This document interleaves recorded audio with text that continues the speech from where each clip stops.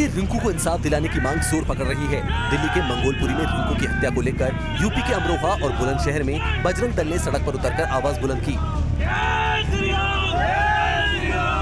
वहीं रिंकू को इंसाफ दिलवाने के लिए कैंडल मार्च निकाले जा रहे हैं। रिंकू मर्डर केस में पुलिस ने भी अपनी तफ्तीश तेज कर दी है।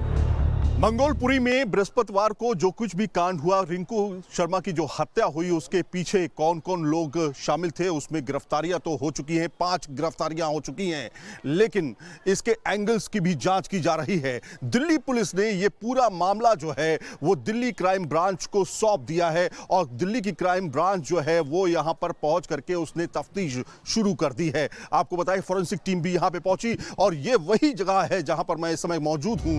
सीसीटीवी फुटेज खंगाले जा रहे हैं। रिंकू से जान पहचान रखने वाले हर शख्स से पूछताछ की जा रही है, लेकिन अभी तक ये साफ नहीं हो पाया है कि आखिर रिंकू की हत्या के पीछे असली वजह क्या है। लेकिन रिंकू की हत्या को लेकर राजनीति भी शुरू हो गई है।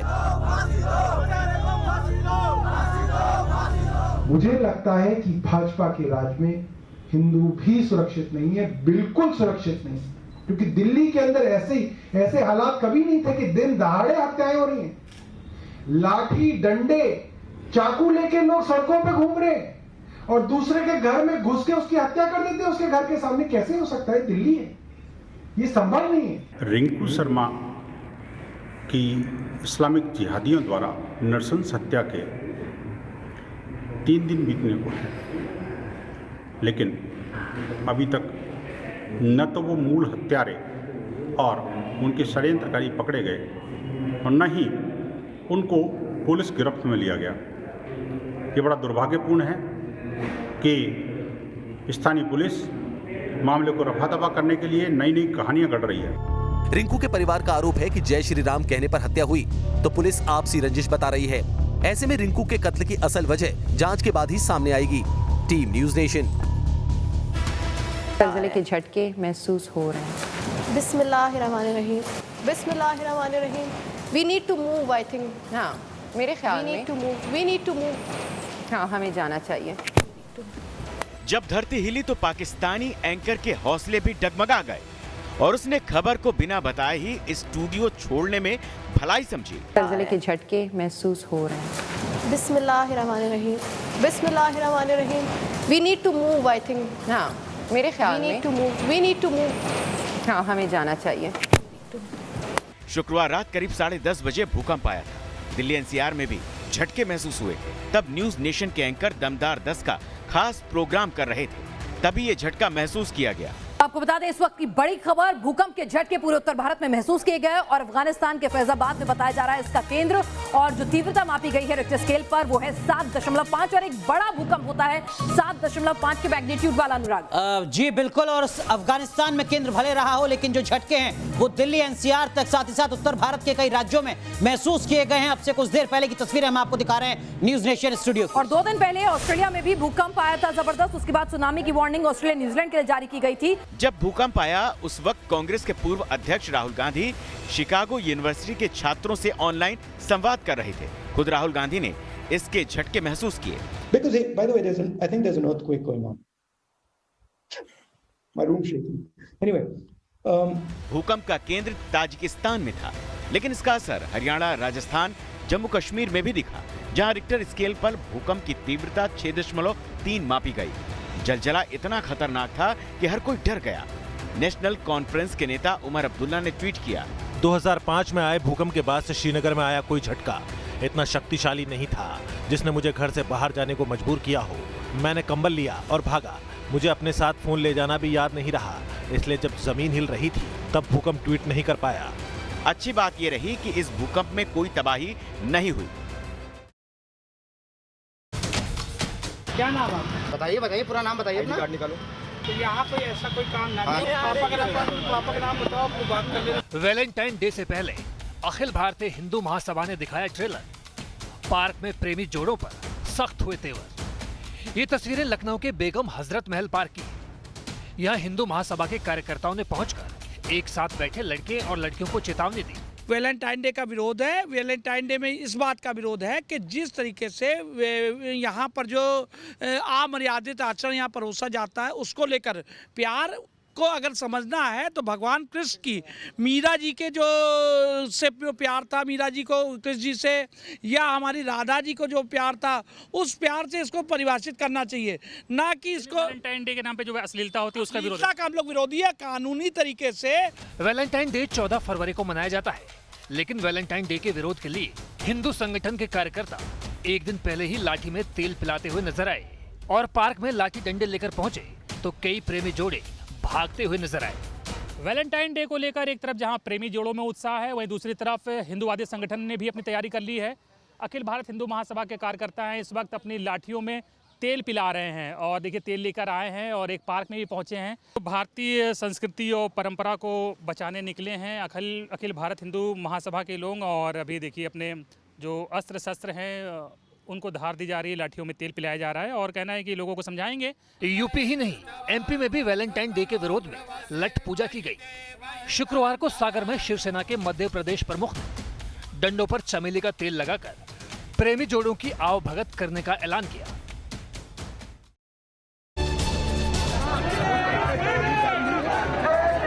जब ये कानून लागू होंगे, हिंदुस्तान के कोई भी युवा को रोजगार नहीं मिलेगा। कृषि कानून के खिलाफ राजस्थान के किसानों के बीच पहुंचकर कुछ इस अंदाज में राहुल गांधी ने हुंकार भरी। किसानों के समर्थन में राहुल गांधी ने अजमेर के रूपनगढ़ में ट्रैक्टर रैली को हरी झंडी दिखाई। खुद राहुल गांधी ट्रैक्टर चलाते नजर आए तो सभा के मंच से कृषि कानून के बहाने राहुल गांधी ने मोदी सरकार को निशाने पर लिया। नरेंद्र मोदी जी कहते हैं मैं ऑप्शन दे रहा हूं। हाँ, ऑप्शन दे रहे हैं, 3 ऑप्शन दिए हैं। पहला ऑप्शन भूख, दूसरा ऑप्शन बेरोजगारी और तीसरा ऑप्शन आत्महत्या। ये ऑप्शन है। ये गरीबों से चोरी है। आपके जेब से पैसा निकालकर सबसे बड़े 2-3 उद्योगपतियों के जेब में डाला। ये जो 3 कानून बनाए जा रहे हैं, ये हिंदुस्तान के सबसे बड़े बिजनेस को हिंदुस्तान के 40% जनता से छीनने का काम किया जा रहा है।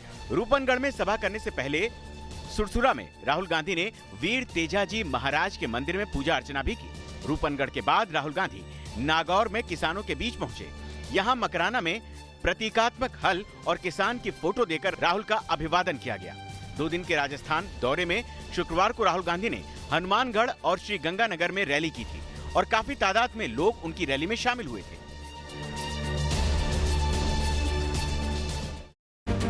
इतना कहना चाहता हूं माननीय अध्यक्ष जी, जिनको पीढ़ियों तक शासन करने का मौका दिया, वो जरा अपने गिरेबान में झांक कर देखे कि हम हिसाब मांगने के लायक है या नहीं। गृह मंत्री अमित शाह ने लोकसभा में चुन चुनकर हिसाब किताब चुकता किया। एक तरफ असदुद्दीन ओवैसी को घेरा तो कांग्रेस पर भी कटाक्ष करने से पीछे नहीं रहे। ओवैसी ने जम्मू कश्मीर में आबादी के हिसाब से मुस्लिम अफसरों की संख्या कम होने का आरोप लगाया तो शाह ने ओवैसी को आईना दिखाने में देर नहीं लगाई।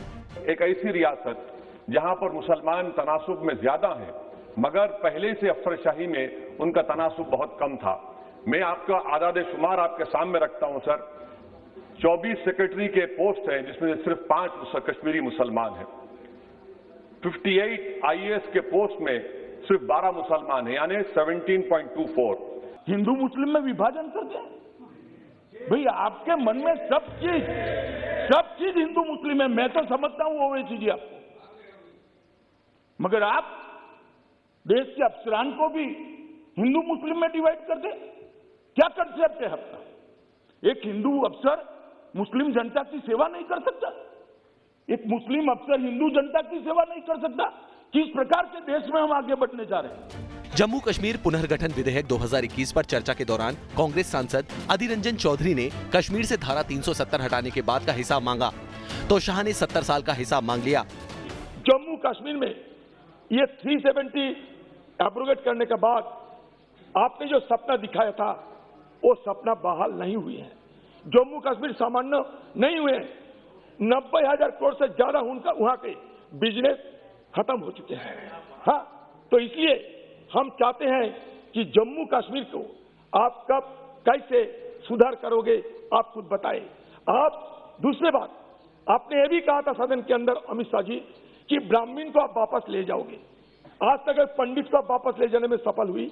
यहां कहा गया कि धारा 370 हटाने के वक्त जो वादे किए गए थे उसकी दिशा में क्या किया। मैं तो जरूर इसका जवाब दूंगा, मुझे मौका दिया आपने जवाब देने का। मगर भाई 17 महीने हुए धारा 370 हटे हुए, आप हमसे हिसाब मांग रहे हो। 70 साल आपने क्या करा, इसका हिसाब लेकर आए हो क्या किया 70 साल?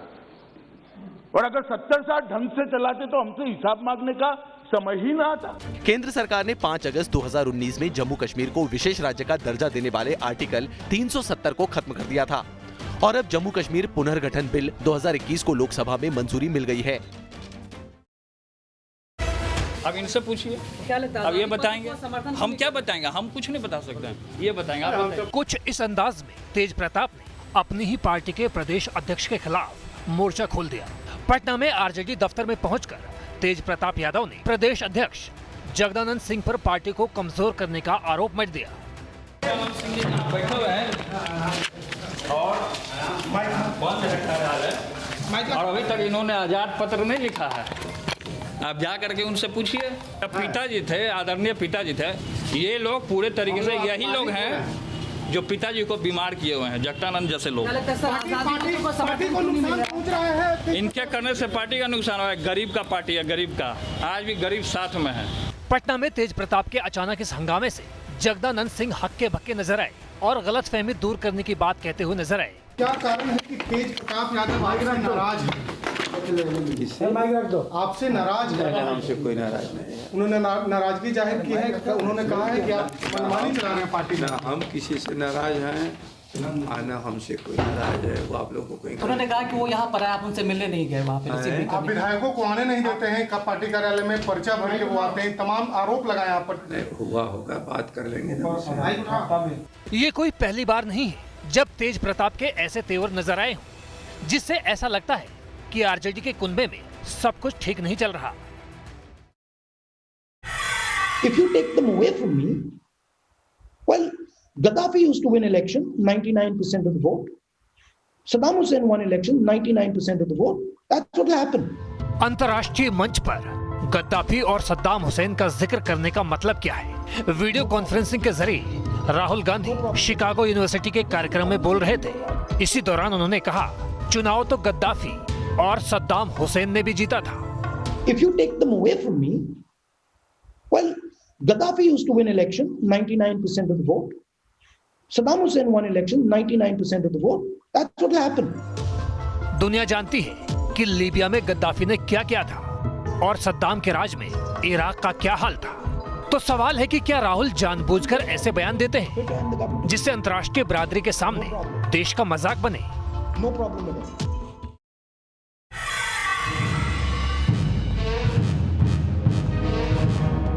जैश के निशाने पर थे एनएसए।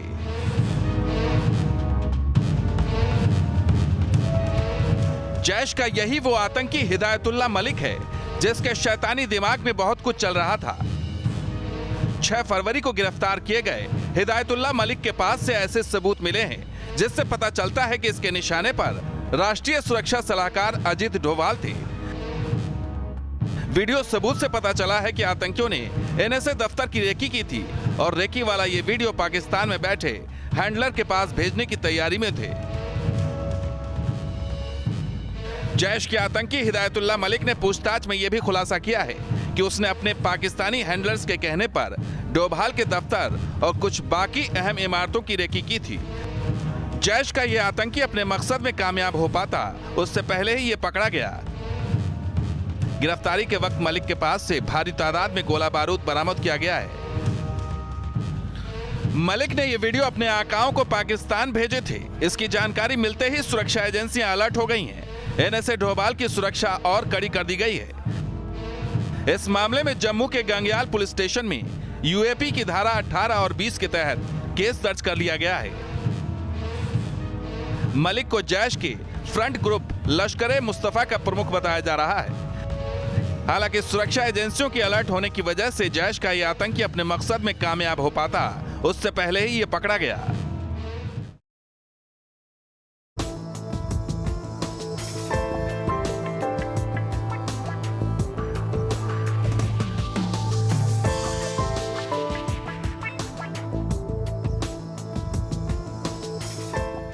ये है मुंबई की मान्या सिंह, जो मुंबई की झुग्गी बस्ती से निकलकर मिस इंडिया के मंच तक पहुंची हैं और रनर अप बनकर दुनिया को दिखा दिया कि हौसला है तो कोई भी मुकाम हासिल किया जा सकता है। देखिए, कोई भी अगर हम ठान लें कि हमें ये करना है अपने बच्चों के लिए, तो हम अपने आप को ये रख सकते हैं कि हम अपने बच्चों के लिए करना है। तो रात को हम सोते हैं, सुबह उठते हैं तो नया एक जनरेशन लेके उठते हैं कि आज हमें ये करना है, कल बच्चों का फीस भरना है, कल भाड़ा देना है। तो हम पहले से सोच के रखते हैं कि हाँ, बच्चों को फील नहीं होना चाहिए कि हम बहुत परेशान हैं। तो उन लोगों को बताना है कि आप लोग आगे बढ़ो, हम आपके साथ हैं, माँ बाप हैं, कभी हम लोग बैक साइड नहीं जाएंगे, आपके भविष्य के लिए ही हम सोचेंगे। मान्या का परिवार मुंबई की एक झुग्गी में रहता है। पिता ऑटो ड्राइवर हैं तो माँ हेयर डिजाइनर, लेकिन बेटी ने वो मुकाम हासिल किया जिस पर आज पूरा परिवार नाज कर रहा है। मान्या 10वीं तक उत्तर प्रदेश से पढ़ाई की, 10वीं के बाद मुंबई आ गई। कॉलेज में ही बेस्ट स्टूडेंट का अवार्ड मिला था उसको। शुरू से ही पढ़ाई में अच्छी थी। उसका सपना था मिस वर्ल्ड बनना, वो आगे बढ़ती गई, उसका स्ट्रगल काम आया और मिस इंडिया रनर विनर हो गई। मान्या का परिवार बहुत गरीब है, लेकिन माता पिता ने मान्या के सपनों को उड़ान भरने के लिए दिन रात एक कर दिया। इसी का नतीजा है कि मान्या सिंह मिस इंडिया 2020 की रनर अप चुनी गई हैं। मान्या की इस तरक्की से परिवार में खुशी का माहौल है, तो बधाई देने वालों का भी तांता लगा है। सड़कों पर कई फीट बर्फ जम चुकी है। गाड़ियों के पहिए हैवी स्नोफॉल के चलते थम गए हैं। ये तस्वीरें रूस की राजधानी मॉस्को से सामने आई हैं। यहाँ पर बर्फबारी के कहर से जिंदगी पर ब्रेक लग चुका है। मॉस्को में भारी बर्फबारी के बीच एक दिलचस्प तस्वीर भी सामने आई है। तस्वीरों में देखा जा सकता है कि कैसे चिड़ियाघर के अंदर बर्फबारी के चलते जानवर भी परेशान हैं। जहां तक नजर जाती है बर्फ ही बर्फ दिखाई देती है। बर्फबारी इस कदर हो रही है कि कई घर बर्फ में समाते हुए नजर आ रहे हैं। पानी पूरी तरह से जम चुका है और पेड़ों पर बेतहाशा बर्फ जम चुकी है। ये तस्वीरें सामने आई हैं ब्रिटेन से। इन दिनों राजधानी लंदन और आसपास के इलाकों में हैवी स्नोफॉल की वजह से जिंदगी बुरी तरह से प्रभावित हुई है। हर तरफ बर्फ का कब्जा। ये तस्वीरें अमेरिका के पोर्टलैंड की है। यहाँ इतनी ज्यादा बर्फ गिरी है कि सब कुछ बर्फ के आगोश में समाया हुआ नजर आ रहा है। फ्रांस की राजधानी पेरिस में सीन नदी का जलस्तर अचानक बढ़ने से कई इलाकों में पानी भर गया और शहर में बाढ़ जैसे हालात पैदा हो गए।